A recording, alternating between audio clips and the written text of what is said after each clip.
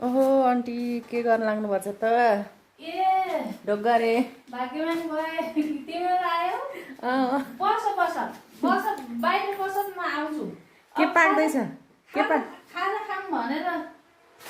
नानी चाउचाउ बनाउन लागेको ल ए बस तिमी ल ल ल हिँड हिँड तिमी बाहिर बस्दै गर ल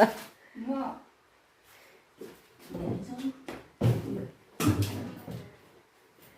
ल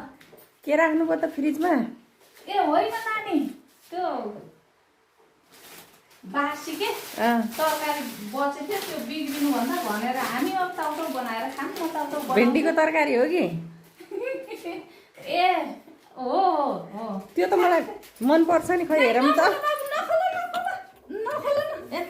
होइन यहाँ त के का खुट्टा छन् त होइन के तेरै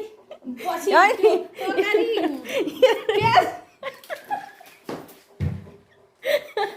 मासु लुगाएर चाउचाउ खुवाउने हो